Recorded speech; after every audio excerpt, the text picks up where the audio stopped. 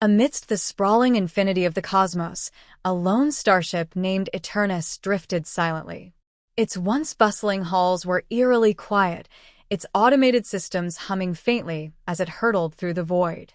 On board, a solitary astronaut, Captain Alara Voss, gazed out of the observation deck's vast window, watching galaxies shimmer like distant jewels.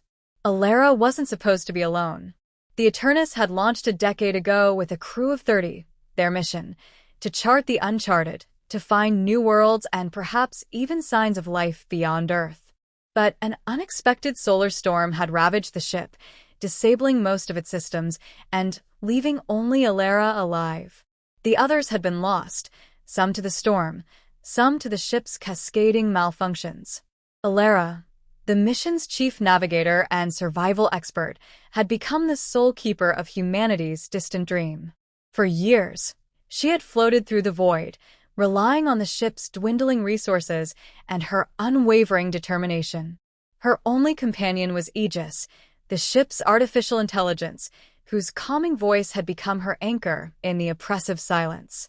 "Captain Voss," Aegis said one day, its voice a soft echo in the empty room, "we are approaching an uncharted star system. Scans indicate the presence of planets. Shall I initiate closer inspection?" Alara sat up, her heart quickening. For years, she had wandered without purpose, her mission reduced to mere survival. Now, hope flickered on the horizon. "Yes, Aegis," she replied. "Take us in." The ship adjusted its course, its thrusters flaring gently as it glided toward the star system. As they drew closer, a brilliant blue planet came into view, its surface shimmering with vast oceans and lush continents. It was the first habitable world Alara had seen in years. "This could be it," she whispered, her voice tinged with wonder and disbelief. "A new Earth," Aegis responded. "Atmosphere is breathable.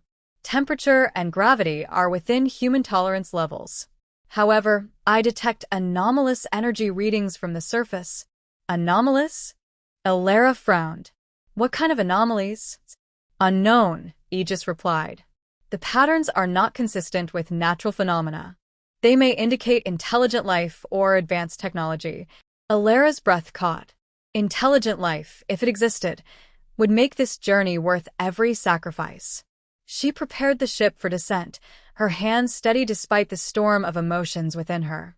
The Eternus broke through the planet's atmosphere, its hull glowing from the heat of entry.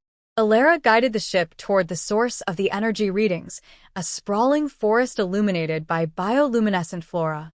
As the ship landed, she donned her suit and stepped onto the alien soil.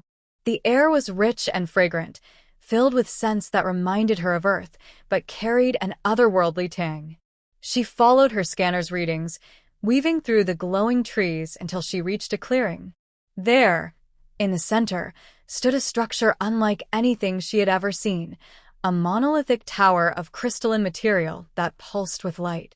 Symbols etched into its surface glowed faintly, their patterns shifting as if alive. Alara approached cautiously, her heart pounding.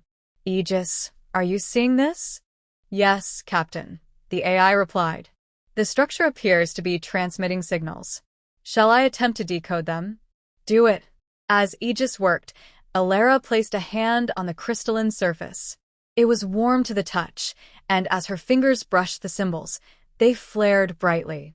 Suddenly, a surge of energy coursed through her, and her mind was flooded with visions, stars collapsing, worlds flourishing, civilizations rising and falling. When the vision subsided, Alara found herself standing before a figure, tall and luminous, its form shifting like a mirage. Its voice resonated in her mind, not in words but in emotions, curiosity, welcome, and a deep, aching loneliness. "You are alone," the being conveyed. "Yes," Alara replied aloud, tears streaming down her face. "I've lost everything. Everyone." The being extended a hand, and in that moment, Alara understood. This planet was not just a refuge, it was a nexus, a place where the lost could find connection, where the scattered fragments of the cosmos could be woven together. The figure's light enveloped her, and she felt a warmth she hadn't known in years, a sense of belonging, of being found. As the Eternus remained anchored to its new home, Alara knew she had discovered more than a planet. She had found the heart of the cosmos, a place where isolation ended and new beginnings awaited. And for the first time in a decade, she was no longer lost.